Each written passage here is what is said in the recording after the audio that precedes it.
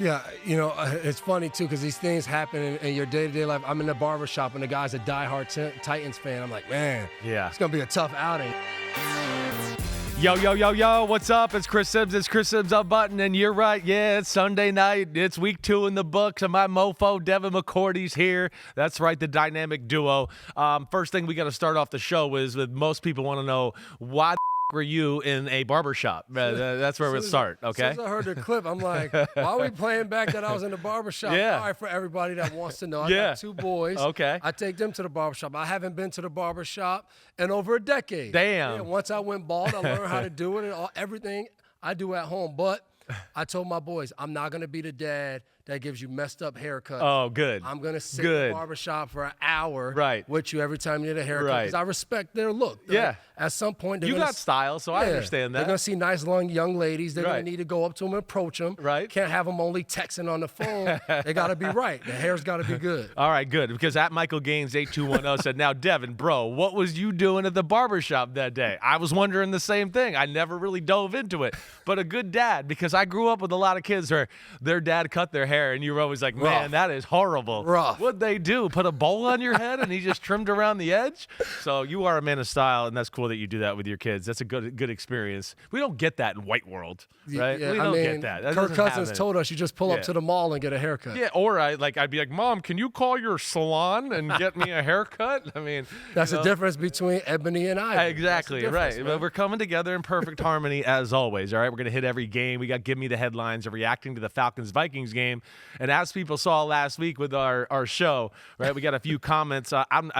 Zijhang Chen 1007. I don't know if I said that right. I gave it my best shot, but I love this pairing between McCourty and Simms, specifically for the week's game. McCourty's bringing the defense. I'm bringing the offense. We appreciate the comment there. David Henner, 9367, he realized you were watching the game. Last week was a stressful game. Recognized game. He's I see what you're doing. I see Devin looking to his right all the time. I know he's seeing that TV with the Bills Ravens. Great job not losing focus. I lost focus a lot last week. I was like, how is this happening? I'm trying to focus on a podcast. I'm a beginner host, and I was trying to watch the damn game, and our podcast went forever because of that. We're going to make this one good. We got lots to hit on. 1 o'clock window was fun today. Yeah. We had points. It was a week where last week we saw the defense kind of win week 1. And a little bit of it was just like, it wasn't even as much like great defense. Like we weren't sitting there what call was that? What blitz today? It was just like rust week 1, not a lot of action offense in is preseason. not functioning at a high level. That's all it was. This week, however, the offenses went back to the lab, and I don't know what the hell happened to defenses because we scratched our head and yelled at defenses all day, it felt like, especially at 1 o'clock. 9 games at 1 o'clock is my worst nightmare. Yeah, everybody. I hate that. Because it's just hard to look at every specific of every game. We do our best. We're in a good spot to watch it all, but it is hard, and we're going to break all of it down. But I think first we got to start right with the big game of the day, right? Eagles-Chiefs, the rematch of the Super Bowl. Week 2, we know the Chiefs didn't look great week 1, even though they hung in there. The Eagles win that game on the kickoff game that we were at that had the rain delay. Started off though, like we talked a lot about. We talked a lot.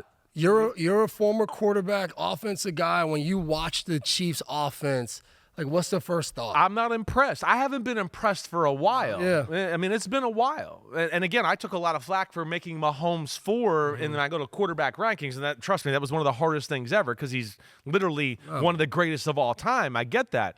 But yeah, the offense, some of him, we're not impressed. I'm not impressed by the schematics of the offense right now. And again, I don't know if I've ever been totally just amazed by it, but I think when you lose a Rashee Rice, no Xavier Worthy, you can't run the football, and Travis Kelce's getting older, it starts to show itself more. And we sat there today going, man, no separation from receivers. They have a hard time finding big plays down the football field. They have a hard time with the offense just delivering plays in general. I think through 2 weeks, it's just been Patrick Mahomes' backyard plays have been the big plays for that offense, and that's just not sustainable for them to be a real powerhouse in the AFC. And I agree with you, and I think when you say that schematically it's not impressing you, I think of all the great matchups I had against Andy Reid when he was in Kansas City. And it was, Damian Williams is a running back that a lot of people are not going to say, oh, yeah, he was a big-time running back, but he was a pass catcher. Yes, we played him in the AFC Championship we're shutting them down in the first half. The second half, he scores, I think, 3 touchdowns because they say, you know what?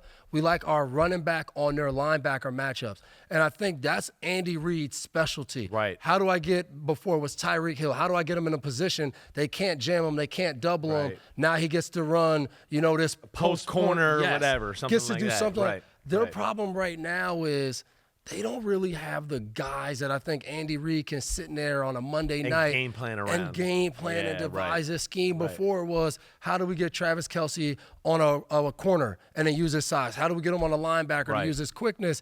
They don't have those matchups as much, and I think they're trying. You saw Tyquan Thornton. Mahomes missed him one time on a deep ball, connected on another touchdown. I think they're trying to use him that way, but Xavier Worthy being out, Rashee Rice being out, that's hurting them. But I'm sitting here like, when those 2 guys come back, does that make them like I know. Right. unstoppable offense? I don't know if I'm sold on that either. Yeah. I'm not sold on that either. I think the first thing we're talking about, and I know you know this and anybody, and then we've said this on the pod here before, you got to be great at something. You got to have something that the other team goes, oh, man, we have to adjust the way we play a little bit. Right? You know that. And then when that defense adjusts how they play to take away that one something, hit them with something then else. Something else comes. I mean, of course, in the New England and Brady through the years, you guys were amazing at that. Oh, here's Edelman over the middle. Here's Edelman over the middle. Oh, you want to get over Edelman? Oh, there goes Gronk down the seam, right? So there's a theme or a formula there that they are missing, certainly. And I think we can even flip that to the defensive side of the ball, too. Because the last year, the year before, we weren't sitting here waxing poetically about the Chiefs' offense. We've had concerns. They've been a defensive team for 2 or 3 years now. That's what we've been trying to tell people. But within that, in the defensive team, the year they beat the 49ers in the Super Bowl, it's L'Jarius Sneed, and they got all of these kind of people making plays. Chris Jones is in the prime of his career, dominating still. Last year, it fell off a little bit, but still made plays. This year, we haven't seen the defense really make any plays either. So it's a full organizational thing right now working in Kansas City. Yeah, and I think if you remember, when they did have Snead and they had McDuffie, a lot of the talk was like the pass rush is just okay, but it allowed Spags to be super creative. Yes. Because he had these 2 guys that whenever they matched up against teams, like in the Super Bowl, it was Ayuk, it was Debo saying, all right, you take him. And we go play, and we can run these exotic blitzes. We can do different things. Then we can sit in cover 2. We could balance off how much man you played and how much we could sit in zone.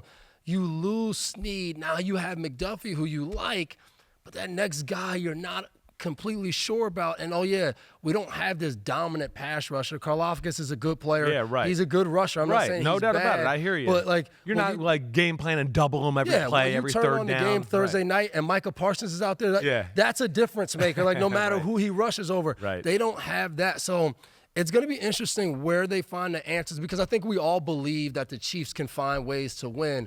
But the truth of the matter in the NFL is at some point you have to go do that. Yeah. And now we're 2 weeks in. You play the Giants Sunday night. If you don't get it done then, now you're starting behind the 8. Now you're 3 games behind. And now you're going to play the Chargers in your division. Okay, they're playing pretty good ball. Denver, they lost today, but they're going to be good. Like, these other teams are going to be there. Yeah. You don't want to start falling games behind. I'm a little concerned. I'm not going to lie. It doesn't pass the eye test so far. Yes, there was moments in both games where I go, it just doesn't look right, or the other team has moments of controlling them a little bit.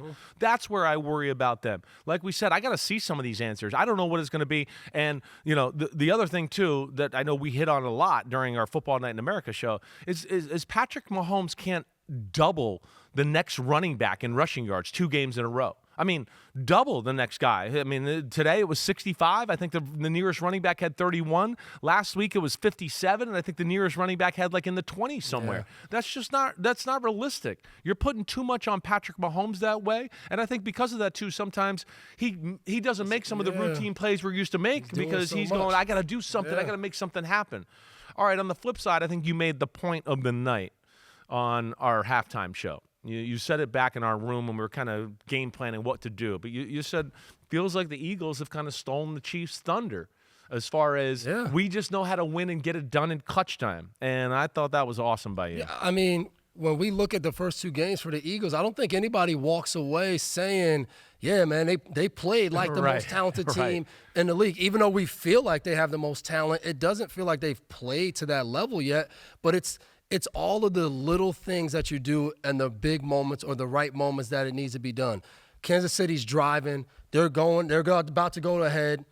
Kelsey bops the ball in the air. Makuba makes the catch. Yeah. And now we're going down. And now Right. the whole game is changing. This is a guy, he wasn't there. He wasn't on the Super Bowl team and none of that. But he comes in, and that's how it is. When you join a team like that, my times in New England, when young rookies joined our team, you get thrown into the middle of that, and everybody's talking about, this is what we do. This is how we finish. And you're like, this is how we finish. Yeah. And you jump right into Right, us. right. And I think you're seeing that with Philadelphia. No matter who, a free agent, a rookie, when you get there, they're starting to build that culture. And I know there's always outside things going on. Trust me, when I was in New England, there were a lot of outside things going on as well. Right. But in that locker room, you start to build something that each guy wants to be a part of, because you know at the end of it, there's a chance for greatness. And winning 1 or maybe 2 or 3, you start hearing that dynasty word, and that's what people want to chase. I get that feel from them when we were on the field in the opener against Dallas. They felt a little New Englandy on the field. Like, hey, we're kind of good. We're going to start. We're not going to jibber jabber as much anymore. We believe in our locker. There's a belief in that football team. Yep. There's a toughness of that football team. I credit Nick Sirianni and the rest of the coaching staff with that too.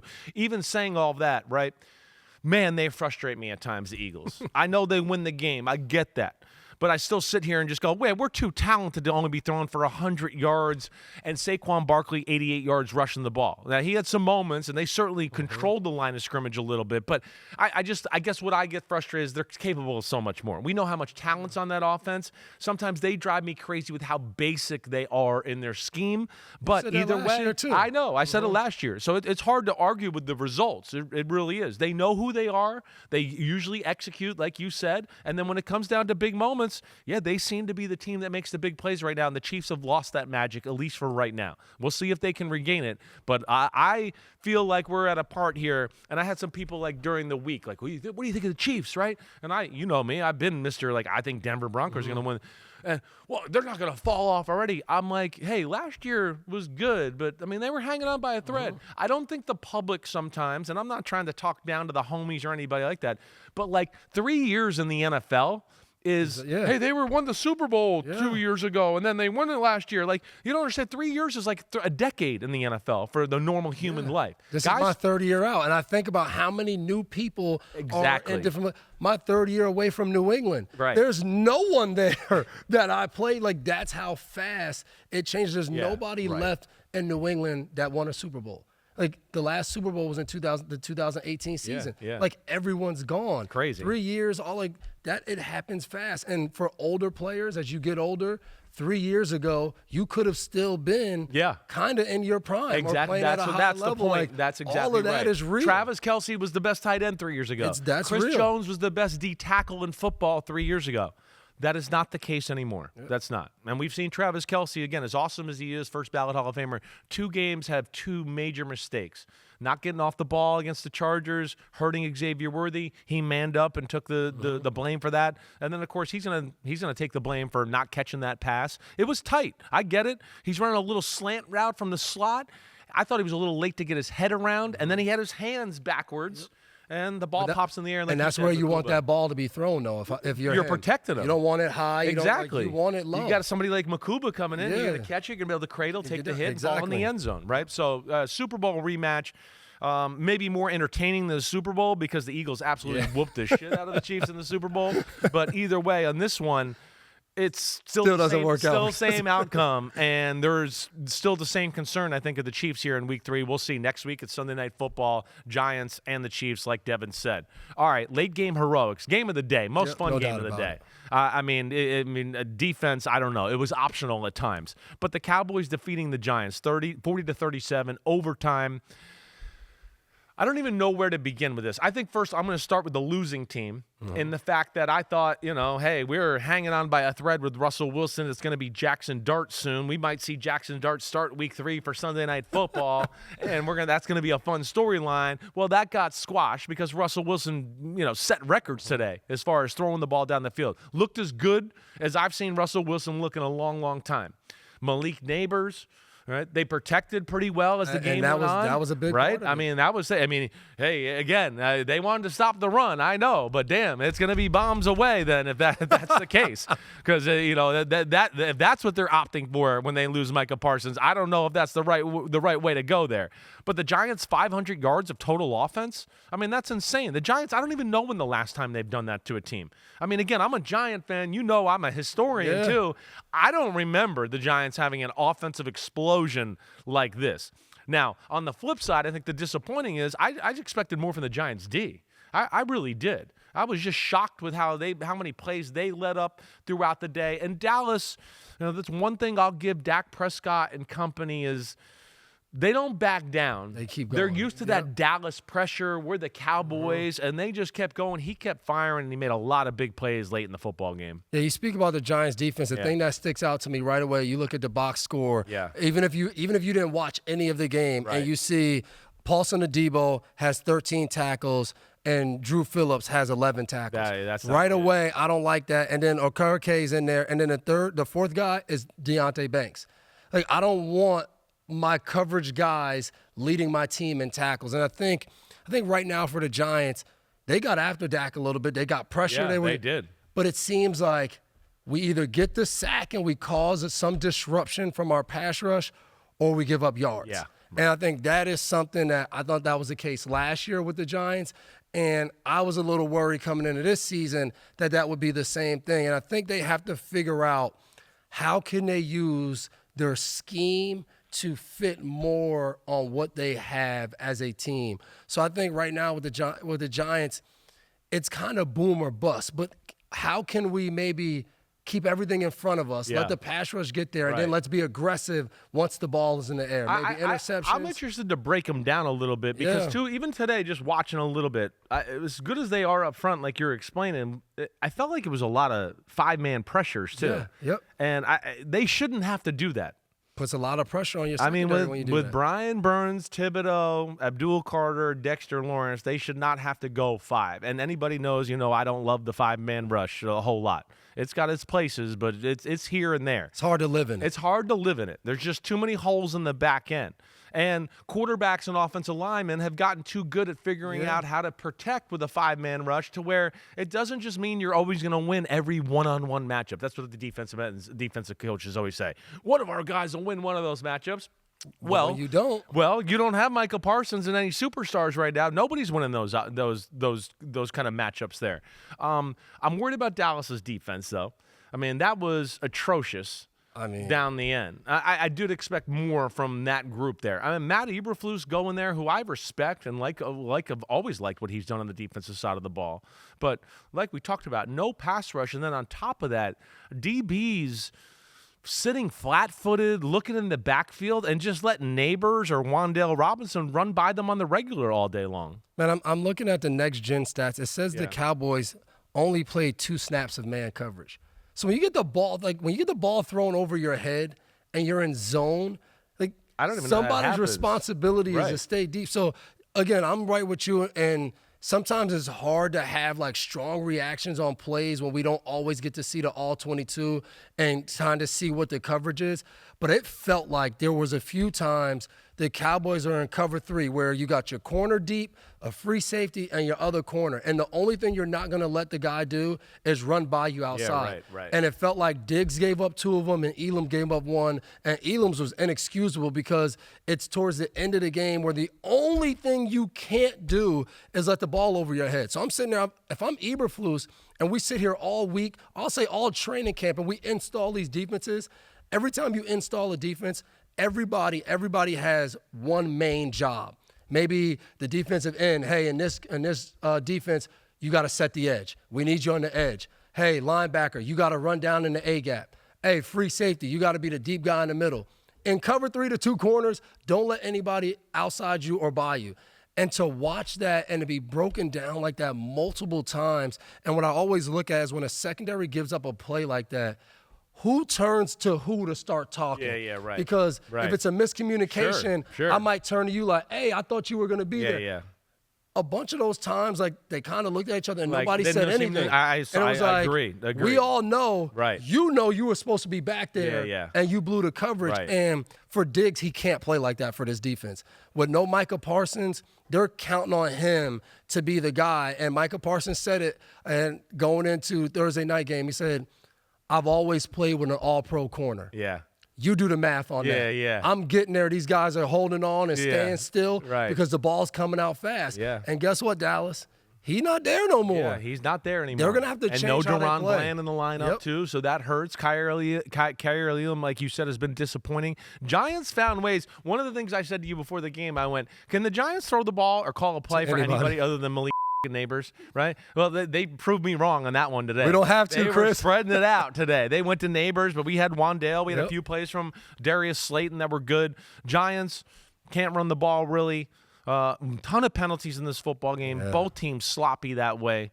But all in all, Cowboys get a much-needed win. They got the Bears next week, and we know the Bears are still trying to find themselves, so they got a chance to be 2-1 after the loss to Philadelphia and then the overtime win that was as clutch as it gets, the fun game of the day. And before we move on and all of that too, like Aubrey, the kicker for the Dallas Cowboys, it's insane.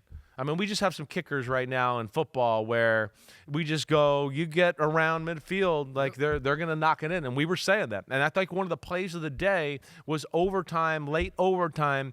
The Giants, again, punt the ball to Dallas. They play that Tampa 2, but they're like a soft Tampa 2. And he throws the ball down the middle to Jake Ferguson. And you made the point at the time, and this was the point. Like, you got to stop them from field goal range right now. It's not stop them from the big play for a touchdown. It's about field goal range and not letting Aubrey win the game. So that, I thought, was a big moment in the game, too. Dak makes the big throw down the middle, scrambles a few plays after that, blah, blah, blah, game over, 46-yard field goal. And before credit to Dak. I mean, a lot of talk about other top quarterbacks. I feel like he doesn't really get mentioned anymore recently. And all he did was, no matter what happened on defense, take the field and do exactly what they needed to make the play, get in field goal range, go get a touchdown. Like, he did all those things today on point, and he did it last week. I know they fell short. But he did. He did. He's played well these first two games. He really has.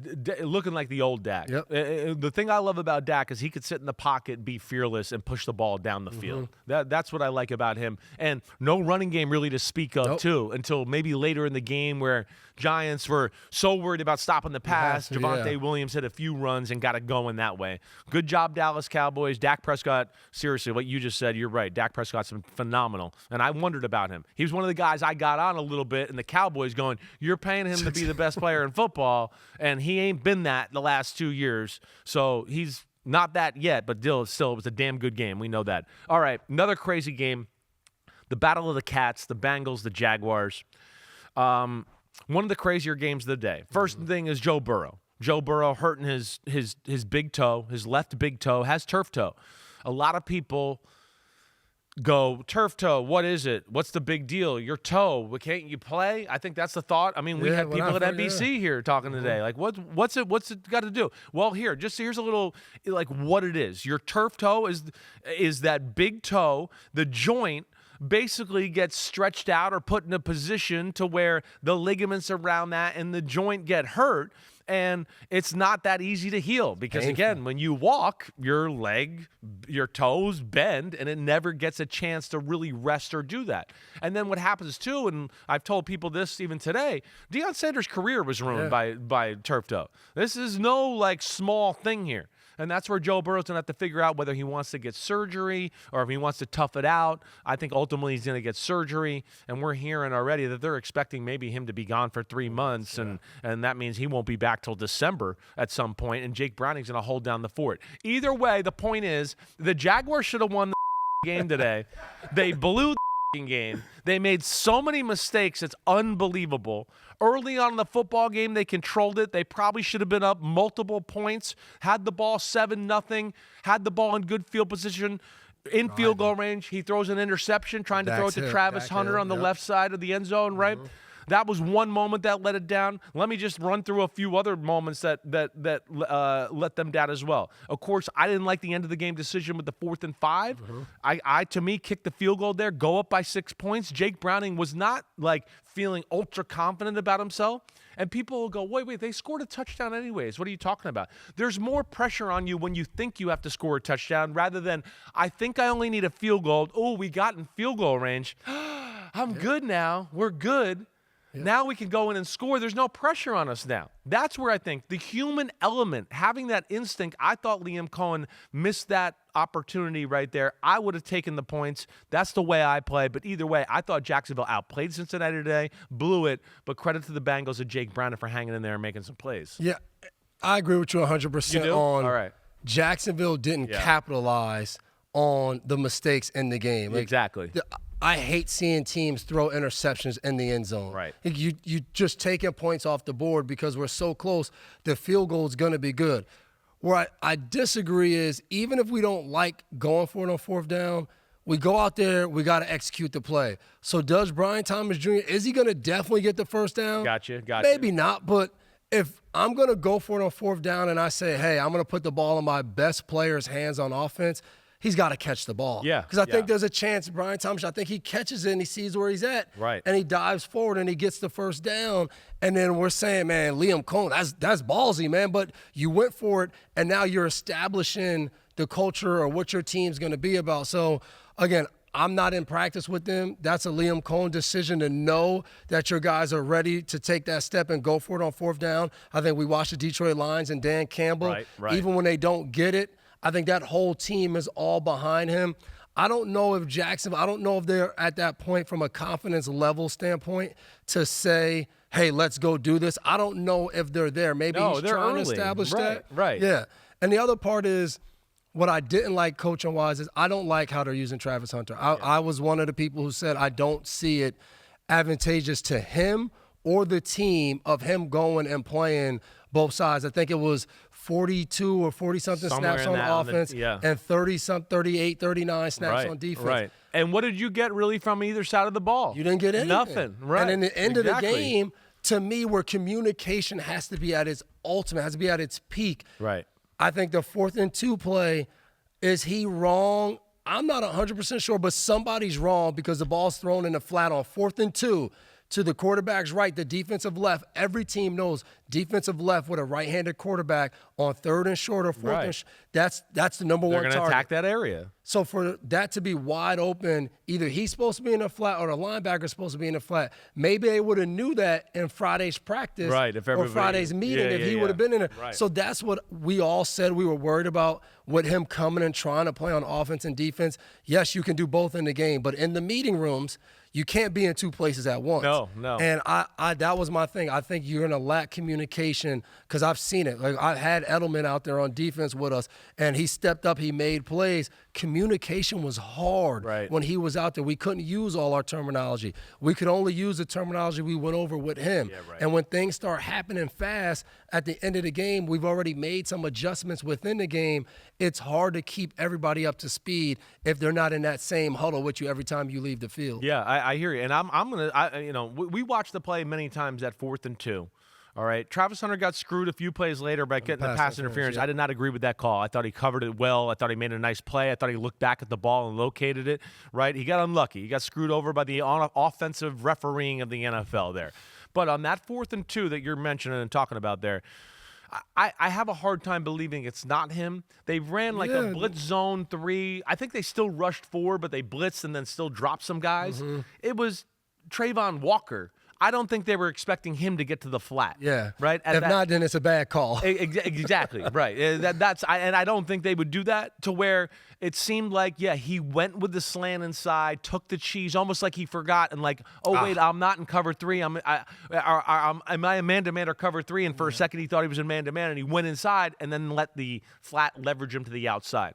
So that was bad, of course, by Jacksonville. The other thing, Brian Thomas Jr., Trevor Lawrence, 2 interceptions. The second interception was Brian Thomas Jr. Remember he got alligator arms over the middle, right? I mean, that was on him too. I still will sit here and contend that I like the way the Jaguars look. They don't maybe believe and know how to win yet. They're young. It's new in the life cycle. But when they're at their best, they have caught my eye. That's what I'll just say right now. It's week 2. It's the NFL. Everything's a work in progress. In fact, I would say don't bet on any games right now because the league is crazy. Now, with all that, though, Jake Browning's one of the better backup quarterbacks in football. Yep. He knows how to run that offense. He made some mistakes today. Yep. I know that. But he still makes a number of big throws. He doesn't seem to mess up very many reads within the offense. He knows how to play in the pocket. And the big thing is Jamar Chase, who still shows that he's arguably phenomenal. I mean, really, he's one of the best receivers in football. 14 catches, 165. They had no answer for him today. Didn't look like they ever even tried to double him. Like they just left Tyson Campbell out there on them. They played their normal defense, and they got torn apart from it. Jacksonville's going to be sick after this game is over. Even at the end of the game, too, I thought, okay, they're in field goal range. All right, now they're down here close to a touchdown. Let them score a touchdown. Yeah. Let them in. Yep. Let too much time run off the clock and got put in a spot where it was like, well, if they score, the game's over. There's nothing you're going to do. Trevor's not going to get the ball. Anything. Huge win for the Bengals. 2-0. I'm not sure they've been on the better team on the field in either game yet. I agree with you. Yeah. Like what I will say is last year, I was the number one person. I was so tired of hearing about they always get off to a slow start. I'm like, we're acting like we're talking about this team that's won multiple Super Bowls, and it's okay to get off to a slow start. Right. Well, this is a little bit of a slow start, but like we always say, if you're winning, then it's a win. So I will give the Bengals credit. And last year, they were losing these games. They weren't particularly playing well, and then they were finding ways to lose, missed field goals, penalties at the end of games. It's just like, man, no matter how they play, they're going to find a way to lose.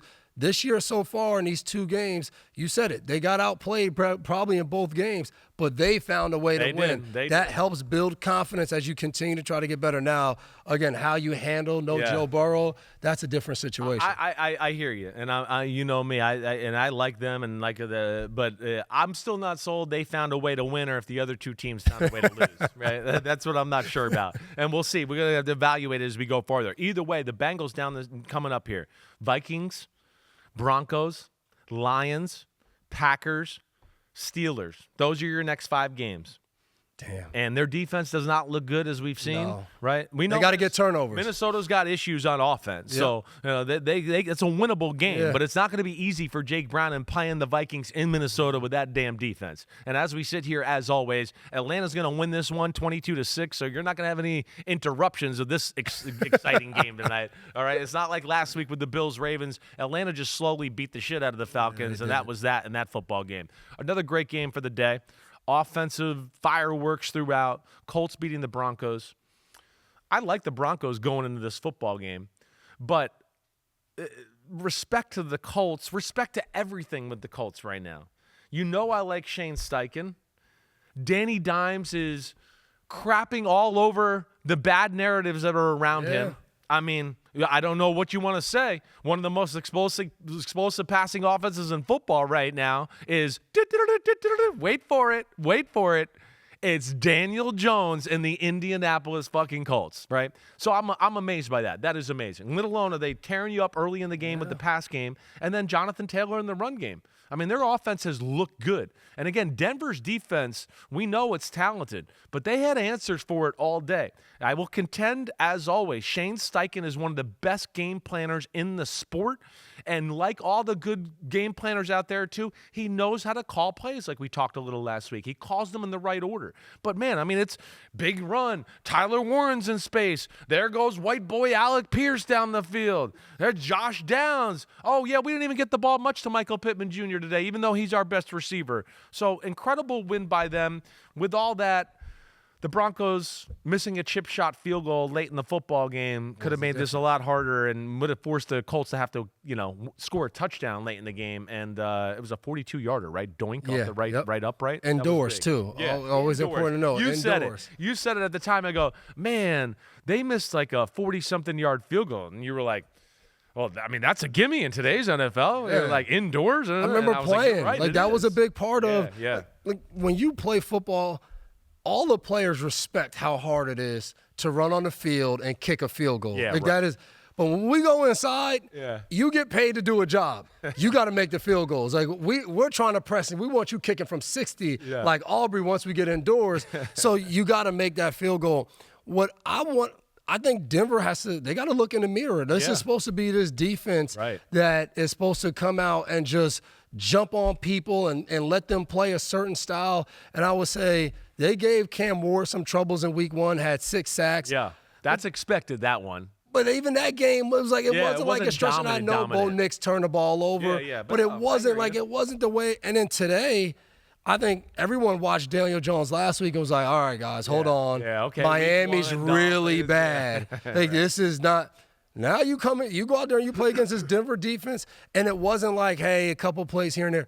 They were moving the ball. They were going up and down. All day long. Daniel Jones making it happen. And you said it, before the game started week 1. It's like, I like what Indianapolis has. They just have so many different guys. Yeah. You have the game plan. Like we talk about reverse side of with the Chiefs. Like there's other guys on this team. You look at Warren as a tight end. That's a mismatch in a lot of situations. Right. And then you have your flavor of receivers and whatever you want and how they use them.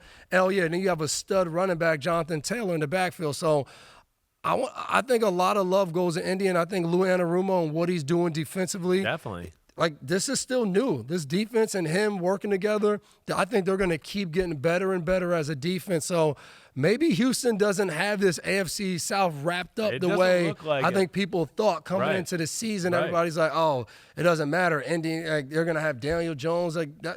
Richardson, none of that's going to matter, and so far they haven't showed that. They're going to matter. Yeah, it does look like that way. I mean, if they function like this on the offensive side of the ball, like we're both saying, they got a lot of answers. It's like pick your poison. What do you want to take away? And Steichen's pretty good at evaluating, you're overplaying this.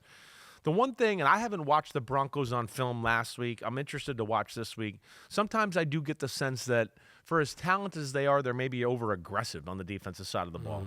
Like, just put some guys into too many leave them one-on-one positions, right? Or we're going to take away the run or something here with this, and then we leave, receivers or DBs and pass coverage in vulnerable positions. Yeah. It seems like that to me a little bit, but I can't speak of that in total knowledge quite yet. Either way, Bo Nix played pretty good, made some big plays, certainly.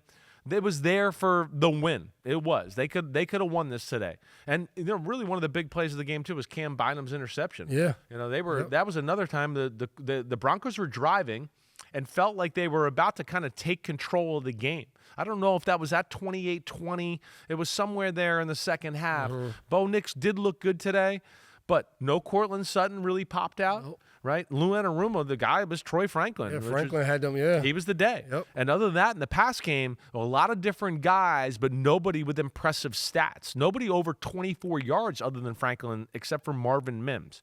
So that's not a winning formula for Denver. I'm with you. The defense is good. It hasn't looked as dominant as we expected to look.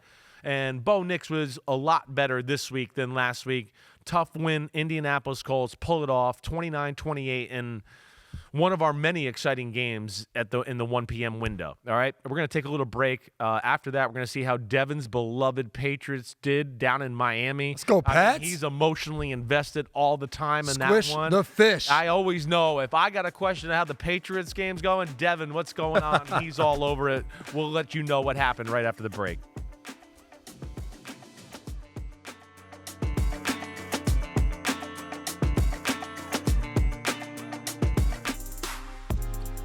All right, we're back. We're in segment 2.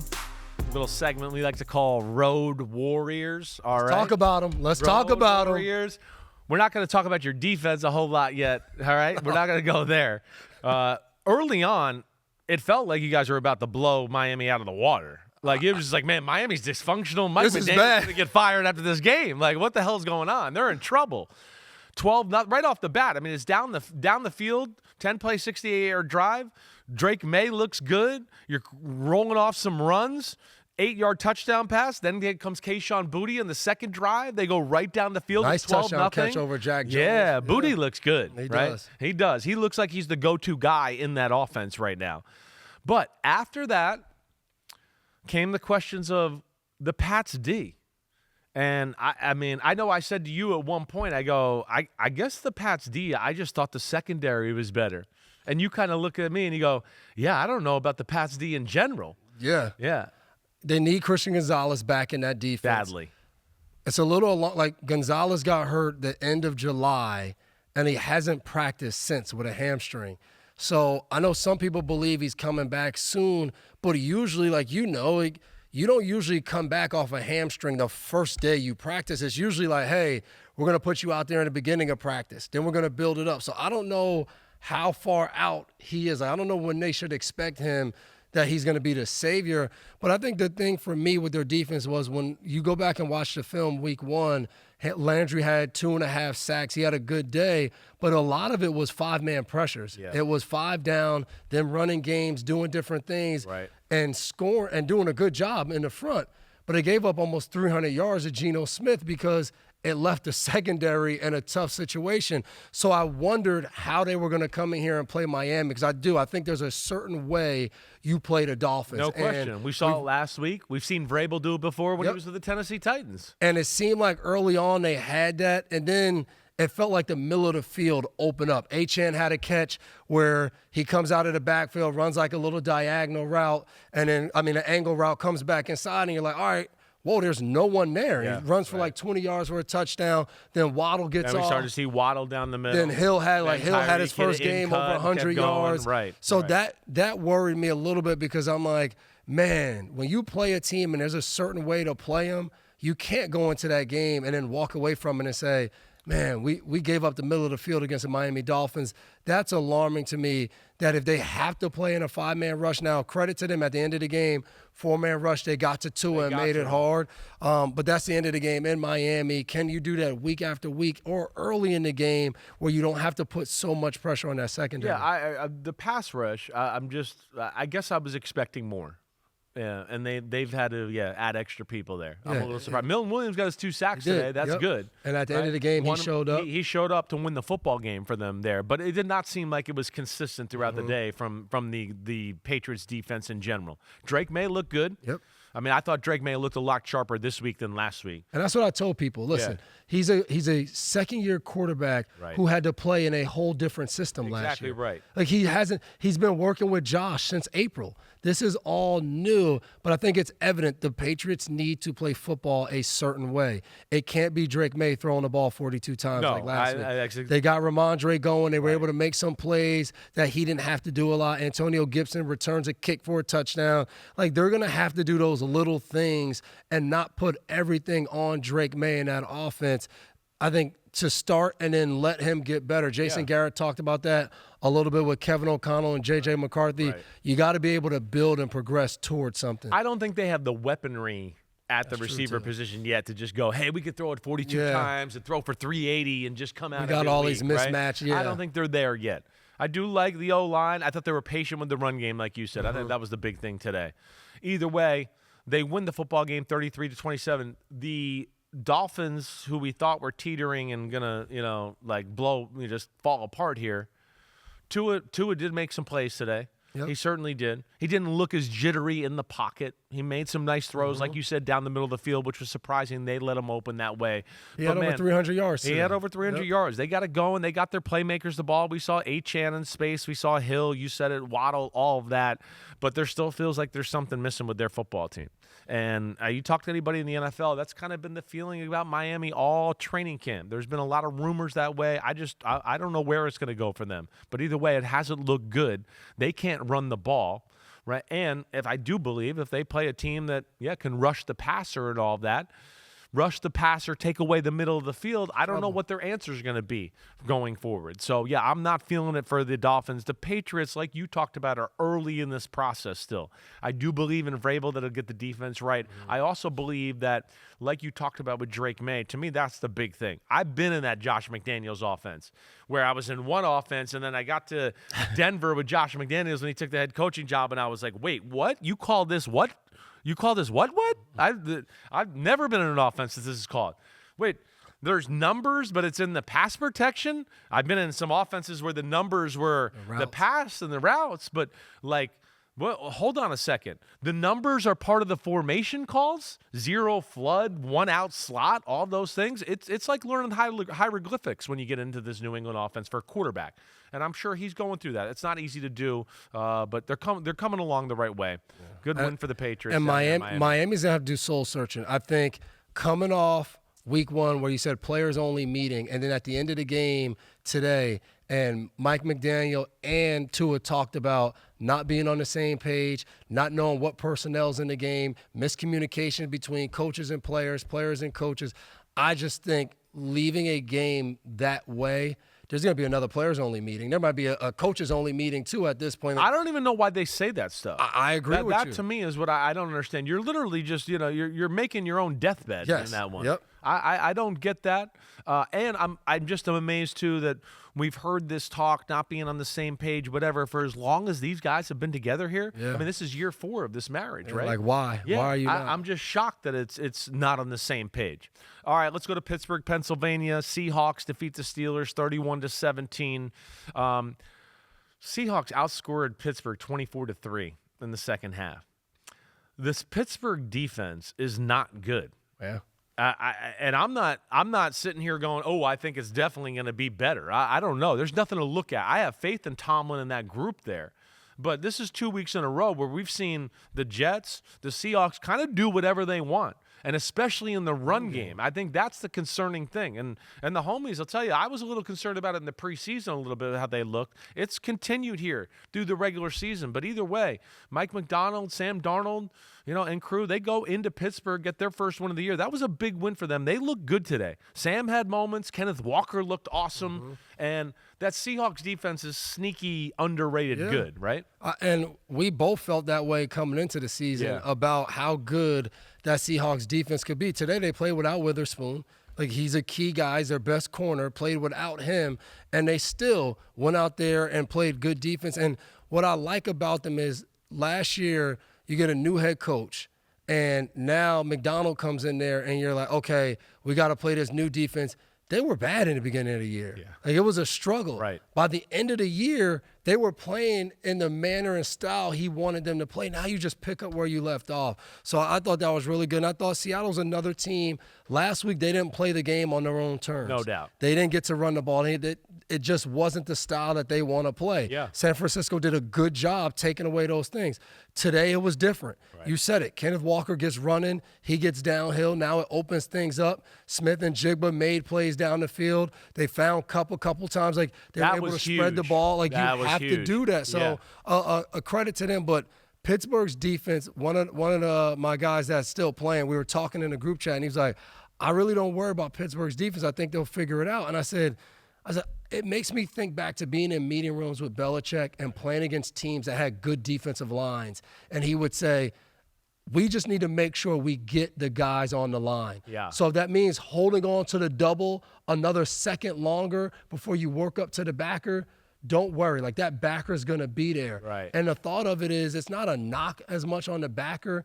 It's just, I think Pittsburgh right now was built to play with their front, whether they're in a 5-man front or 4-man front, they're supposed to eat up the blocks. They're supposed to clog it up. Yeah, and then Queen and Wilson clean up the tackles. Just run and be free. Right. I think right now teams are doing a good job getting those guys, double teaming them, then going up to the linebackers late. And I don't think that's Wilson and Queens. Really, that's not why you bring them to Pittsburgh, to be running downhill and just hitting guards. You saw a couple times Wilson ran through an open gap, and he flew through there and hit somebody. That's not who he is. He hit somebody for a tackle for a loss. Right. But now, if that guard comes off and he's there, that's just not his strong suit. So I'm concerned for Pittsburgh's defense of, are they going to have to change schematically a little bit to maybe get and make some of those things? Last year, Elandon Roberts was a big part of their run game. I know he didn't play every snap at linebacker, but if you ever turn on Elandon Roberts, one thing he does, he's running downhill and he's hitting anybody. Right. And I think they've missed that a little bit.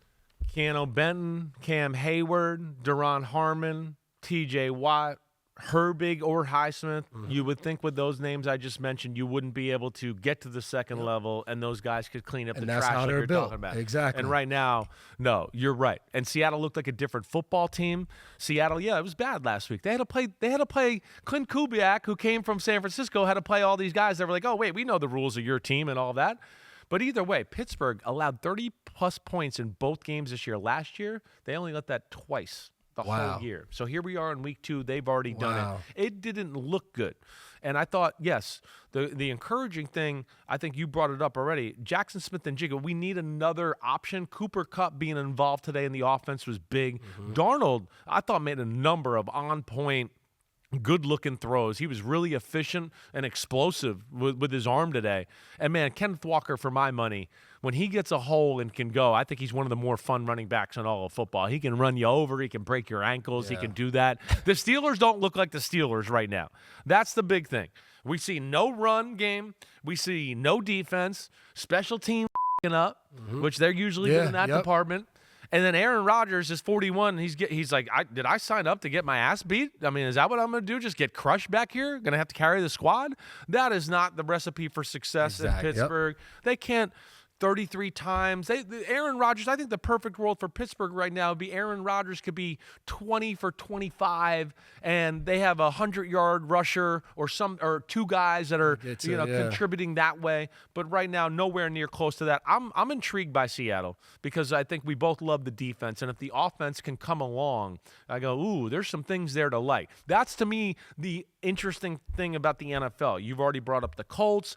We talked the Seahawks. There's a group of teams that, as I've said, I didn't have the guts to pick them in the playoffs, but you look at them and you go, man, there's a lot to like about them. I think I picked Seattle to win the division this year. Good for you. And, one of our researchers, JK, he kept saying, hey, AFC West today. Impressive. NFC West. Impressive today. Yeah. Everyone won. Right. Like this is going to be a very competitive division. And I know Purdy's out, but Mac Jones stepped in. Like all of these teams, like they're going to be fighting to try to get that division this year. NFC West got 3 2-0 teams, and then the 1-1 Seahawks. So good job by them. Way to go, Kenneth Walker. Way to go, Sammy D. And on the last note too, I got to pay a little homage to Aaron Rodgers and the fact that he passed Brett Favre today, or tied him. Sorry for fourth all time, 508 touchdown passes. That's insane. All right. I mean, there was a time when I was growing up where I was like, man, Brett Favre got 508 touchdown passes. I can remember hearing stories about Peyton Manning being like, when's Brett Favre going to retire? Because he wanted to walk him down, and he was pissed off. He kept throwing touchdown passes.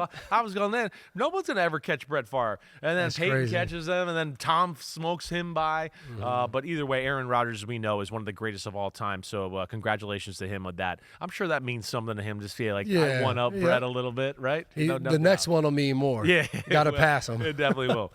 Rams, Titans, down there in Tennessee. We saw maybe the highlight play of Cam Ward's career and maybe of the day, really. Yeah, that was ridiculous. The scramble. No, don't do that. And he launches a bomb across the field, even though it was probably only 15 yards downfield. It was about a 45-yard throw on the run. That was the exciting moment for the Titans. Just early on started as a defensive struggle, which I feel like so many Rams games do. I feel like the Rams come out and they kind of just go, hey, we're going to run our plays. And people are like, hey, we know your plays. We're going to stop it. And then they go, oh, they're playing us like this. Oh, we got something for that. We got a wiggle for every waggle. Don't worry. We'll do something. And then slowly but surely it seems like, here they go. And it just breaks open. Has a coach done a better job adjusting since we beat them in a Super Bowl than Sean McVay? I feel like he got so much criticism for that game, not getting to different things. Right. And I feel like since then, this guy, I know we beat him in that Super Bowl, and then we went down there, I think in 2020. I mean, they beat the brakes off us. I remember they blew you out, right? We were in different defenses, and he had it schemed up that I came to the sideline. I'm like, man, we're in cover 2. They're blocking the corner out, and then they're bringing the receiver back on motion, and he's getting all the way up to the safety. I was like, this is schemed up. Great. It just seems like he has been on it within the game, halftime, just whatever you do, like you just said, whatever you do, he's like, okay, we got it. We figured it out. now we're on you. And It's amazing then it's that way. like you just said, to look up and see that they finished with 33 points as we were watching that game, it just didn't feel like that at all. 16-13 with 3 minutes left in the third quarter, Yeah. right? I mean, it was a struggle. I mean, that Tennessee defense, as we all know, it's good. It really is. Their problem is their offense. Yep. Their offense is just not explosive, and they don't have playmakers that way. They're young. It's a young quarterback, right? It's a young coach who's still trying to find his way too. And I don't know if the offense is totally crazy creative right now to where, it's going to be able to pick up for some of these young guys and what they lose there. But I think your point with the McVay is, he self-scouts thyself, right? He's great at that. He's great at in-game adjustments. He's one of the best in that way. And then when you have Stafford at quarterback, you can do all the things. Yeah, he can do. There's no limitations where there might have been with Jared Goff there in those years, that right? is so true. And I think that's what people don't realize. Right. There's a lot of really good coaches, but until you have the guys that you can do – I still remember 2019, we had a lot of good players on our defense. And at the end of the year, Belichick came to me and he was like, hey, I was kind of the defensive coordinator this year. That doesn't work for us overall as a team. I'm not going to be able to do that again. I just want to let you know how much fun I had being back in the room. And I was like, Coach, the stuff you were coming up with was awesome. Like, we loved that. And he was like, well, as a coach, you don't always get the opportunity to do some of the things that pop in your mind that you think and know will work because you don't have the guys that can do it. Yeah, right. He said, when you have the guys that can do it, that's when you're works labeled a both great ways. coach. It works both ways. Yeah. Exactly right. I mean, again, the Saquon Barkley conversation. He doesn't look that good. Then he gets on a team with the coaches and somebody, he's awesome. Yeah, that's where football's brutal. It is absolutely brutal that way. Rams, big win on their own. We haven't seen their run game get going yet in either game. And that's another area where McVay grew, to your point. McVay realized my run game's a little simple, and that's gone to another level the last 2 or 3 years, and I credit Mike LaFleur for that. Mike, who was with Kyle Shanahan for so long, he really understood the run game. And when he's out there with McVay, I know my buddy Shanahan was like, oh, gosh, he's with McVay. He's going to teach him my damn run stuff like right away, right? And they've been pretty good the last few years in that department. Not yet this year, but I think that's only a matter of time, too. They will figure that out. Because eventually you're going to have to stop this Nakua and Adams tandem that's outside. 33-19. Damn, the Rams have played 2 good defenses 2 weeks in a row, gutted it out, and the defense has struggled last week against the Texans. This week they figured it out and scored some points. Way to go, Rams 2-0. All right, Sunday Night Football, Falcons, Vikings. Unfortunately, one of the more boring games of the day. It was simple. Right, Yeah. simple. The team that dominated the day, the Atlanta Falcons, they won the football game. I think there was a part of the game where we were like, gosh, are they going to control the game and only be up 9-3 and blow this? Is this going to be like last week where the Bears should have been up by more and then let Minnesota come back? It felt like that for a while. It did. But the Vikings couldn't get shit going on the offensive side of the ball. J.J. McCarthy got his ass beat tonight. I mean, he got hit constantly. It's 6 sacks, 11 QB hits. I told you at one point in the first half, he had dropped back 14 times. He'd been pressured 11 of the 14 times.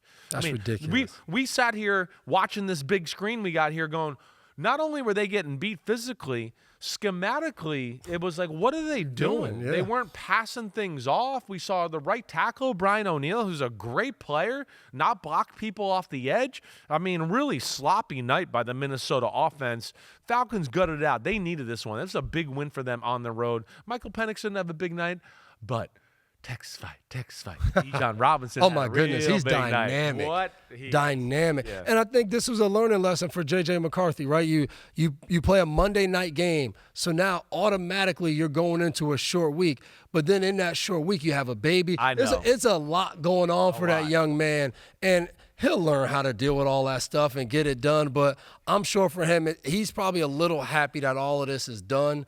Hopefully you can get into a routine because now your first ever game, you got to wait an extra day to play on Monday night. Then you have a baby. Like, that's a lot so you can settle down. But for right now, again, credit to Brian Flores and the Minnesota defense because they held him into the game. Kept him in the game.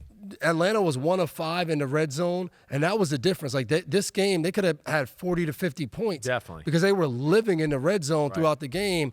But, again, Atlanta found a way. And like you said, getting the ball to Robinson so many different ways. I thought Kyle Pitts had some catches early in the game, winning one-on-one. I think that was something we talked about last week of how many of their guys are going to go win one-on-one matchups.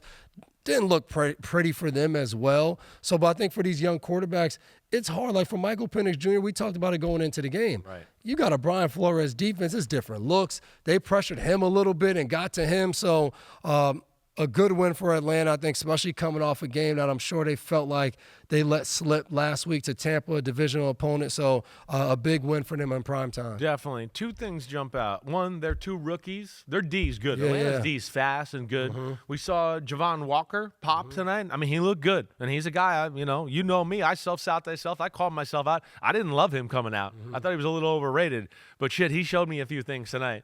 We saw James Pierce a little bit. A.J. Terrell was good. I'm worried about that he pulled his hamstring, but he played well. I'm not sold on their offense. I mean, it's been a long time since we've seen their offense function in totality at a high level. I know the run game is going tonight, and they need to keep that going. But there's parts of me that question how creative the overall pass game is. Yeah. I do. I'm just not sold on it. I can see We'll see where it goes. And, for Minnesota, like you said, they're at, infancy stages here with J.J. McCarthy. I don't think they can unveil the full offense yet with him because he's still learning it that way. And you're right. It was a tough week. And that's what's tough about a short week, because you get the short week, you don't have time as much to go and say, let's put in 25 new plays, because you can't practice them all. So for the most part, what Atlanta saw on film last week, that's probably a lot of what Minnesota had to run today. So, now you're doing things, you're trying to scheme things up for pass rush, coverage. You're doing all those little things that maybe it's not exactly what you did last week as a defense, but now you're getting to implement some things that will stop some of the things they did a week ago, and they don't have time to change a lot of that. When you can't get your normal practice days. Usually if you play Monday night, Wednesday, you're not getting back on that field doing a full normal Wednesday practice because guys are still recovering, tired, So that's a hard thing. That is a hard thing with the baby. That would stress me out if my wife had a baby during the middle of the season. I'm just going to let you know I wouldn't have been much of a dad if he had I'm sorry. It's rough, especially at the quarterback position. JJ would have called me this week. I'd have been like, man, you make a lot of money. This is a big game. Oh, no. I'm scared you could pay somebody to be there and help out. Pay somebody else to be the daddy. I'm the pappy. You got a job to do, man. You got a job. All right. That's just the Simms family, all right? That's just our opinion, all right? That's where we come. So you throw a Phil in this, too. Phil did not show up for my birth. Phil went to practice that day. And he came by later and was like, oh, wait, good job, Diana. Son? You had a baby. Way to go. So, yes. Yeah. Spoken like a true quarterback. Exactly. I love it. Meathead quarterback at the very least. All right. So, either way, Falcons, Sunday Night Football, big win for them. Way to go, Raheem Morris and Michael Penix. All right. Now it is time for Hyundai. Give me the headlines. Woo, been in the printing press all night long here. All night. Here we go. Roaring again, scoring again. Yes, that will be the Lions-Bears headline, 52-21. We're going to get better at these headlines. I feel like we can be a little funnier. Roaring again, scoring again. Pete's in my ear saying it's all about the delivery. It's all about the delivery. Yeah, it's all right. Pete's awesome at headlines, right? This is not one of his better ones right here, okay? But either way, it holds true. It holds true. I mean, damn, the Lions looked like a totally different team today. I mean, last week, they got their butts whooped. Today, being 0-1 at home, the juice in the stadium, I think Ben Johnson coming to town, they can say what they want. I'm sure that group, they're chippy. No they doubt. were sick of hearing that crap. I think Dan Campbell, with that and being 0-1, he gave the team the little urgency and we got to win this game. It's important. We're going to win this game. They have the type of guys on the team that can handle that from their head coach. Man, they were on fire today. It was a fun game at first because Caleb Williams and the Bears were kind of making some plays, and it looked like we were going to have a little bit of a shootout, but ultimately they couldn't keep up with the Lions and all their horsepower. Yeah, that's how I felt. I think Dan Campbell did a good job motivating his team and all of that, but it reminded me a little bit of my playing days of the head coach comes in, he starts talking all this, and you're like, we all know we're way better than this team, and I get it. You're making sure we go out and we play that way, right. But that's what the end result was. Like Chicago, like you just said, Caleb Williams looked a little bit better, did some things I think the way Ben Johnson wanted him to, but ultimately it just looked like Detroit was the better team from beginning to end. And again, I don't think that means the same thing maybe when these teams meet again later in the season. Like I think Chicago has some talent. They're going to be able to do some things. But right now, week 2, like, they're not there yet. So they got to continue to build. But again, Caleb Williams continues to do things in games where no matter when he messes up, you watch and you're like, holy shit. Like, are you a little surprised how negative everybody is on him? Even after last week, he played well last week. I think it has to do with everybody else in the draft class. Yeah. It has to do with just how well Jaden Daniels is playing. Bo Nix. Like, Drake Mays. I think it has to be that because if you watch him now in another second year, but he has a whole new, this is another guy with a whole new offensive coordinator. He makes outstanding plays sometimes. You're just trying to get him out of some of the bad things. It reminds me so much of Josh Allen. When Josh Allen was out there, he was making amazing plays, but you would look at the stat sheet like, well, damn, Josh threw 4 interceptions today too, though. It's just a part of it. I think Caleb Williams, he's going to continue to work at it. I think the biggest thing now for Chicago is keep him with Ben Johnson. Right. Don't make a rash decision in 2 years or a year and a half from now. Let this thing play out. Let him have the same. In his rookie year, improvement. He had multiple coordinators in 1 year last year. That's just not the way to do it. I think part of it is, and Pete said this in my ear, and I agree with him, it's some of the stories that have come out. There's some of the stories that paint him in a negative light, and which I would think is probably the old staff that got fired, and they're bitter and all of that, and you're hearing some of the negative there. And then, he's a little different than maybe your most quarterbacks with how he dresses and acts and all of that. But, man, I think he's being way too dissected right now in every little thing he does. I mean, if he tilts his head, people are like, oh, he can't handle the pressure. And it's just like, well, oh, my gosh, he can't do anything. Lions were really impressive today, though. I mean, the Lions did whatever they wanted on the offensive side of the ball. I know John Morton had to feel good about that. Yeah. I mean, the OC, everybody questioned him. It was a statement, I feel like, from their coaching staff today to be like, hey, we're going to be fine. Screw you all, you media people and all that there. 5 touchdowns by Jared Goff. I mean, throwing the ball down the field, 23 of 28. And when we saw the big plays from Amon-Ra, Jameson Williams, all of that, Jahmyr Gibbs is the most – he's up there as being the most explosive running back in the game. I mean, him and I don't know. Nobody looks faster than him and Saquon to me when they get out in space. That was great. Having said all that, too, let me just, it was 14-7. The Bears are driving. DeAndre Swift fumbles, right? I believe they go down and score and make it 21-7. The next drive is the drive where the Bears decide to run the quarterback sneaks on their own side of the field on 3rd and 4th down, and they don't get it. Though they were fortunate there because the Lions missed the field goal.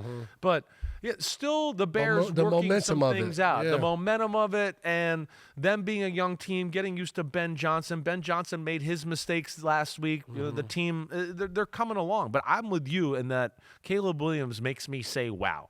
This team does not have the talent the Lions have, like you talked about. The Lions were phenomenal. We saw the D-line. We saw Aiden Hutchinson pop a little bit today. He got they some were pressure around the ball a lot. I don't care what the stats say there. Lions, big win for them. Way to go.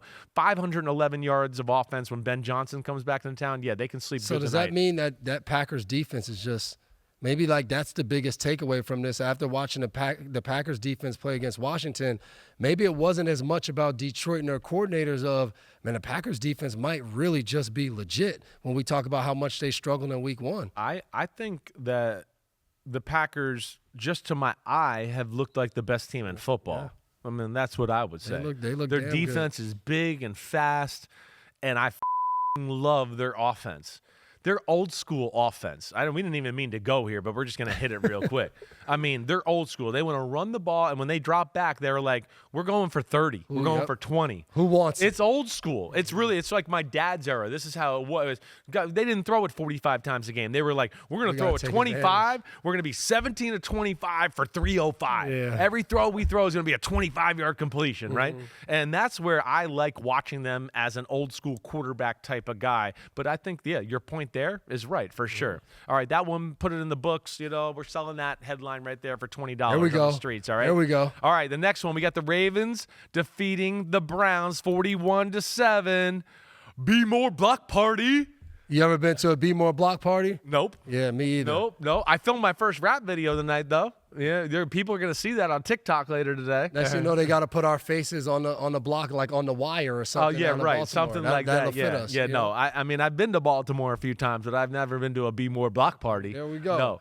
But we saw Baltimore today. What do you want to say? And I'm just saying, the block party came from Baltimore. It was like, in the game. Not much was happening. They block a punt.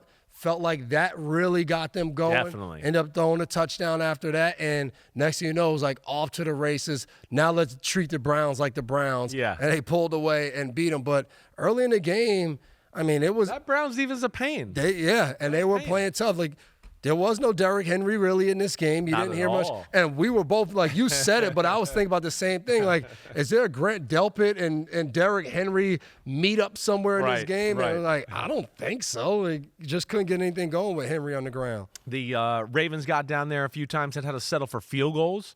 That's what we saw. We were like, damn, I mean, they could have scored. We felt like they could have been up 21-0 early on, or at least 21-3. But that damn Cleveland defense kept them out of the end zone.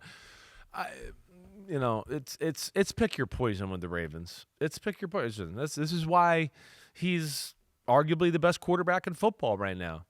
Just because of what first off, he does not miss throws. That's where I want everybody to understand about Lamar Jackson right now. Like, where the guy that everybody said should just be a running back. He's a running back. He's just a running back playing quarterback. I mean, really, I used to have people say that to me all the time, and I'd be like, what are you talking about? But he doesn't miss throws. Yeah, that's he really doesn't. Well, we don't sit here he was Lamar missed a bunch today. That doesn't happen. Yeah. And let me just say this too: it ain't dink and dunk either. They're kind of old school, like we were just talking about with Jordan Love. When they drop back, it's like they're looking for Zay Flowers or somebody 25, 30 yards down the football field. They're explosive that way. And it looks like the defense got back on track. I mean, they had to be a pissed off football team today. I'm still amazed. Again, the Browns do have some talent, and they have moments where, in the little parts of their team, you like it.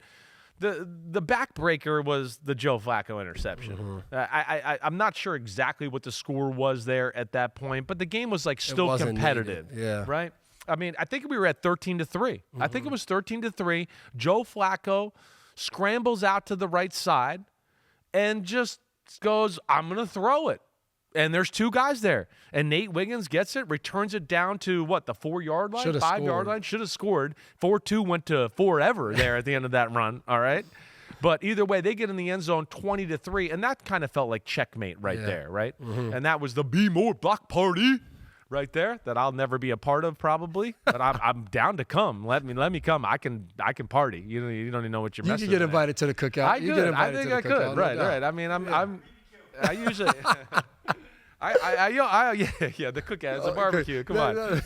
No, Maria said Casey's house is a barbecue. The Be More block party, that's a cookout. That's a cookout. Okay, that's a cookout. A little electric slide, that's a true cookout. That's a true cookout? Yeah, all right, good. Invite you to that. Please enlighten us, all right? We're stuck in white world sometimes. We don't know these things all the time, all right? So please help us out there. All right, I hope everybody enjoyed that. That was my best stuff right there. That was Hyundai, Give Me the Headlines, presented by Hyundai, obviously. Hey, just work with me. I'm still working on this host thing, all right? I'm used to Ahmed doing this stuff, and now I got to do it, and I'm used to just talking football all the time and letting somebody else do it. I'm not real smooth with it yet, all right? So we're going to take a break. I'm going to get my shit together, and then we're going to finish off today's game, all right? We'll see you after the break.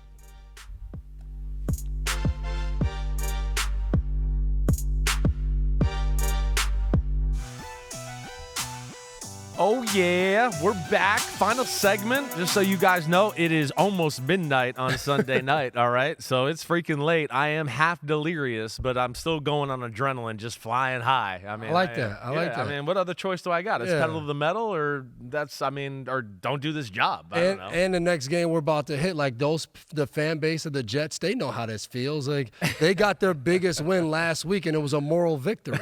Like, that's where we're going. Damn, that's what you're going to say about the Jets, I'm just saying, coming off last week, I think everyone was excited about the Jets. I was, too. It was like Justin Fields looked good. It was like, man, Aaron Rodgers kind of played a little bit out of his mind for his age, not the Aaron Rodgers. Like, we know he's capable of that in his history, but 4 touchdowns, like, it was like, I mean, we're good. Like, we played that way. Like, if we could just keep – and they play Buffalo today. And it's like they couldn't do anything right.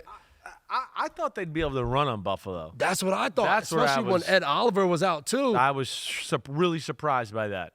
But this is to me where Buffalo can be like, they're really well coached, where they'll play like, we don't really believe in their pass offense, so we'll take some chances and go all in on the run game in a sneaky way. Yep. And that's where I think McDermott is very good in that department. Where, we're going to play pass coverage, and at the last second, everybody's down at the line of scrimmage. Like, we don't believe it. We're going to have to see Justin Fields beat us first. When we used to play against McDermott, you felt like that too, right? Everything was, they're too high, the safeties are high. It tells you run, and then Poyer or Micah Hyde be running down in the box. Like, right. They do a good job of that, and they were out Taron Johnson today too. Oh my so gosh. for Buffalo to come out and play the way they did against the Jets, and I get everybody always the records. When you play divisional opponents, and Buffalo hasn't particularly always played at a high level, going to MetLife down there, they were just phenomenal today. Of, like you said it earlier on Football Night in America, they got James Cook the ball. He got going. He made plays. When they can play like that, they're a tough outfit to beat, because you're still going to get five or more spectacular plays from Josh Allen, nose busted up and everything, and still was able to go out there and dominate. The Jets D had a ton. Like early on, it was a little bit of a defensive struggle. Like, we felt like Buffalo was better, but the Jets D was kind of keeping them in the football game. Yep. Well, remember Clemens, the roughing the passer. The roughing the passer was big. Key on the first drive. Lots of penalties early on in the football game by the Jets on the defensive side of the ball. There was extended drives, kept it going. Felt like they were kind of being a pain in the ass to Buffalo. Buffalo settled for field goals a few times. We had the Bosa strip on Fields that makes it go from 7-0 to 10-0. And from that point on, I don't know, it just never felt like the Jets were capable on the offensive side of the ball of doing anything. Yeah. Like you said about last week, Justin Fields, when they were open, he hit it. Yep. This week, it never felt like he got in any rhythm. I never felt like he actually looked downfield and was like, ooh, I like what I see. And again, we don't get all those shots all the time, but 3 for 11 for 27 yards, that's insane. And then he was the leading rusher as well. I am shocked by that. It's amazing when the run game doesn't get going, how different you can look. Yeah, and that's what I think we're going to have to worry about maybe with the Jets. If they can't run the ball, I don't know if Justin Fields in the pass game can hold down the fort that way. And I'm not even putting it all on him too. It's just like, hey, there's Garrett Wilson, then who else? Yeah. And if it's not Garrett Wilson, who's it going to be? Those are other questions that we got to find out about the Jets as we go forward here. But damn, the Bills take away Breece Hall. They don't really let Justin Fields make any huge highlight type of play runs. I know he had the 127-yard run, and Bills just kind of played it close to the vest. I think Josh Allen played it the right way. They were probably told him all week, hey, we got a good feel for their offense. Don't do anything crazy. I don't think he made one dicey decision that I remember today going, ooh, he threw into a crowd of people or anything like that. They just slowly beat the crap out of the Jets and wore them down. Football. And that's all there was, right? I don't think there was anything more to it than that pretty much. Buffalo, 2-0 miraculously after last week's unbelievable game, and then they go in today and just whoop the crap out of the New York Jets, who are 0-2. And now they'll get Miami on a Thursday night. Right. And it's down, it's in Buffalo, right? I believe it's in Buffalo. Because I thought that was interesting. I was like, oh, Miami doesn't have to go to Buffalo when it's cold, so they're going to get lucky here getting this time of the year. But that'll be fun to watch. All right, San Francisco 49ers, your old teammate, Mac Jones, making the start for Kyle Shanahan. The karma of the world. They were supposed to pick him at number 3 a few years ago. I was the guy that was saying that's what it was going to be. Shanahan likes a Mac Jones type of quarterback. That's what it's going to be. Of course, it was Trey Lance, and the whole world got turned upside down, then to Brock Purdy and everything. But we finally get to see it today. And this is, to me, what I was always excited about with Mac Jones, even when he was with you guys, if Josh McDaniels had stayed there, or a Shanahan, is, and you tell me if I'm wrong, he can run a system. And if you can get people open for him and you can let him use his mind in the pocket, he's good. He's going to make the throws, the right decisions, get the team in the right play, and do all those things to take advantage of the coach, like you were talking about earlier, and all the things he can do. And we saw that today from Mac Jones. Yeah, I remember when he was a rookie, the thing that stood out to me was he was smart. Like what he did at Alabama, you could tell it made him process different things, and he had to get there and go. I remember Cam Newton had to leave training camp for a second, or he went somewhere and it was during COVID, so the protocols and all of that. Right. So then Mac. What do you mean when he tested himself? He yeah, said, like worry, it was like myself, something Coach, like I'm that. Good. So then he had to be out for like 5 days or whatever. NFL was like, no, you don't get to make your own rules, Cam. COVID rules, you know. But Mac got to run the 2-minute, and it was like, we all walked away like, holy shit. Like, that was the first 2-minute touchdown we gave up as a defense because our offense had Cam and Josh. They had just started working together since like early July. Forget April. They just, you know, we signed Cam late. And I was like, man, like this guy, and we were running our regular defense, and he was figuring it out. I think the thing with Mac, you got to keep him clean. And the hard thing with him is when adversity hits. Yeah. What happens next? When he gets emotional. When he gets in a rhythm and it's going well, he's the type of guy that, like, when I was in New England, we used to call it a front runner. Yeah. When it's going well, he can keep it going with the best of them. Like, he's slinging it. Like, the hard thing is if there's an interception or two early and it's not going, can you keep him out of just digging himself in a hole? Like, you can come out of that, Mac. Yeah. And I do think Kyle is a type of coach and quarterback kind of guy that is really good for a Mac Jones. This will be interesting. I know how long Purdy's out and how good Mac ends up looking, because it's a different situation. Because if he does play well, if you're another team, at the end of the year, what does that look like? Right. Do you think maybe that's only because of Kyle, or do you say we could do the same thing? I know. I think that'll be that's where the 49ers have become. They become the play. Hey, Sam Darnold, come here, be the backup. Oh, wait, you're pretty good. We'll take you to Minnesota, and it goes from there. All right, so it's definitely going to help out. I'm with you. It's going to be interesting. I bet you Brock Purdy starts to feel a little bit better tomorrow. He's going to be like, damn, I didn't like the way that looked. He made a few too many plays and throws and was dissecting the defense. And I know my coach already wanted him anyway. Right. There was already something there. They already flirted. We haven't seen the 49ers run game really take off yet. We haven't either game. That hasn't happened. They've had to win it with their defense and their passing game, and which is kind of shocking too, because we questioned their passing game a little bit. We weren't sure about Juwan Jennings. There's no Ayuk, any of that. But I think this shows the genius of Shanahan. Shanahan is a master at getting people open. He's a master in finding tendencies in your defense to, once he starts to go, oh wait, they play like this, and then he'll find and crack the code within that coverage. Who's the one person I can find that's going to be in a schematical problem? Yeah. And he finds that, and that's where he's really good. And he does a good job of using his players' strengths. Yes, he does. So, like, putting Christian McCaffrey in the slot at the number 3 position, and now he's running a corner route. Like, you have a guy that's special. Let me put him in a spot where he can be special. I couldn't believe that today when I saw that. Like, that's a real – and that's what we're talking about with the Chiefs. What they don't – like, you don't have to have the best player. Right. You have to have a player who has a certain strength that you can go out there and you now can put him in a position where that strength gets highlighted. And I think, like you just said, Kyle Shanahan does a great job of that. Whether it's Jennings, whether it's Pearsall, he uses them in a way of, maybe you're not the fastest guy, maybe you're not the quickest guy, but if I get you in this spot against this zone, you're going to be open and you could go score. Right. And Jennings catches, an 8-yard pass and it's wide open. He goes and scores. So Shanahan does a really good job of that. Yeah, he's a master in that department. 16-7, Mac Jones got strip sacked, gave the short field to the Saints. The Saints capitalized, got a touchdown, made it 16-14 in a game where we felt like the 49ers were controlling, and all of a sudden it was like, damn, is Spencer Rattler in here? They're going to pull off some sort of upset. But after that, 49ers settled down.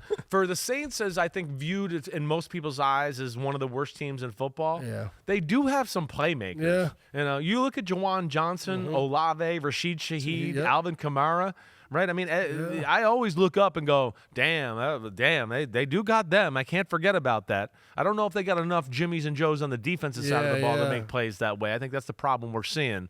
But they're playing tough. They're playing hard. Their but defense is a lot older, too, compared to their offense. Right. It's very old. It's a lot of those guys that were on some of those really good Saints teams that are still there. Cam Jordan.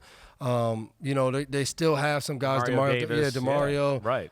Bringing Justin Reed in from Kansas City, another veteran, but an older player now, so yeah, it's a little They're different. in the process of slowly trying to flip over that side of the ball. All right, well, the other team that maybe is in the conversation for being one of the worst teams in football is the Carolina Panthers, where they made it interesting today. I was about to say, the score doesn't tell you that this game was bad, you know. Right. I mean, we went through the game for a while. I mean, the Arizona Cardinals dominated this football game until really about the last 5 minutes of the game. That's all there's to be said. Kyler Murray played awesome. Did a lot of good things. We saw the same cast of characters. Trey McBride's their go-to guy in that offense. He is. He's I love a baller. Trey McBride. He's a baller. He's just like a Brock Bauer or anything like that. He's the same type of skill set, maybe a little even bigger than a Brock Bauer. But yeah, I like the way Arizona looks. Defense made a lot of plays early on in the football game. They were all over Bryce Young. And Bryce Young, his stats are going to look good. He played and made some plays good late in the football game. But I feel like that's always the story. And a little bit in the competitive part of the football game, it's always like, well, when is Bryce Young going to throw an interception? And when is he going to fumble? Because that's going to happen today. And that happened early on in the football game. And I mean, that's what led the Cardinals up 27-3 before late in the game, tough drive. The Carolina goes down, scores. Then they got the ball back. Another tough drive. I mean, nothing's easy for them. Yeah. And then they get the onside kick that made it. We were all like, "Holy crap!" They just got. I think it's like 5 or 6 onside kicks have been recovered since this new onside kick rule, where you got to tell the other team. So good job out of special teams unit. And other than that, and Ted McMillan, there's nothing else really that sticks out. Like, he's been good through the first 2 games, really getting open, making some plays. He looks the part. But that's kind of it for Carolina, and they got to figure it out. Again, like you said, credit to them continuing to play. We looked up, and it was like, man, they're about to drive and have a shot to win this game. But then ultimately, Bryce Young gets sacked. That's it, game over. But I don't know. Like, the Cardinals, I think, they're a little bit of a team. I think 2 years ago, I was thinking, man, they drafted well, they added some pieces, they should be possibly building, and maybe now they're 2-0. Maybe this is moving in that direction. Not that they've looked great. No, opening with New Orleans and then Carolina. Right, but at least winning the games. You got to win them. Win them, right. It could be a lie, but get the momentum, right. See where it goes.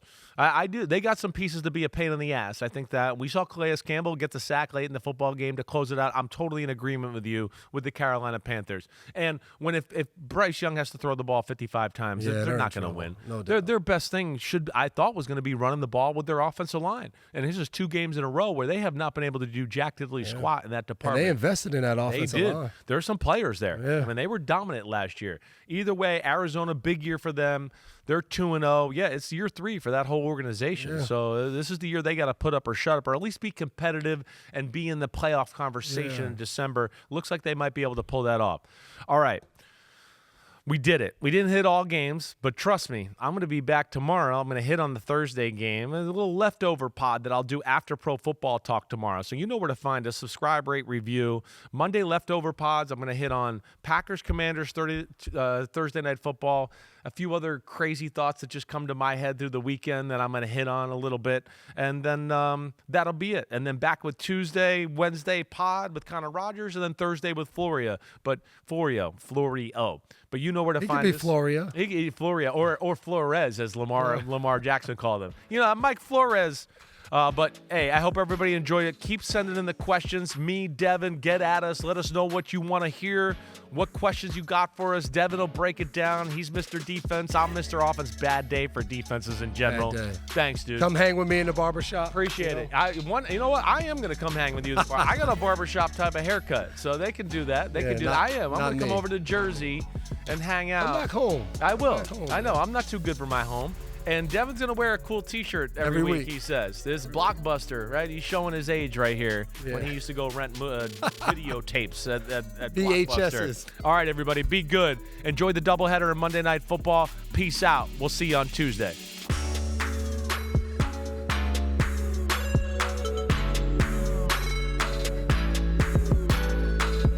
Yo, homies, it's time to watch some games. That's right. We're on to the NFL season here with Chris Simms Unbuttoned. Hit subscribe to get our weekly picks, Sunday night recaps after every game, and much, much more. Thanks for watching.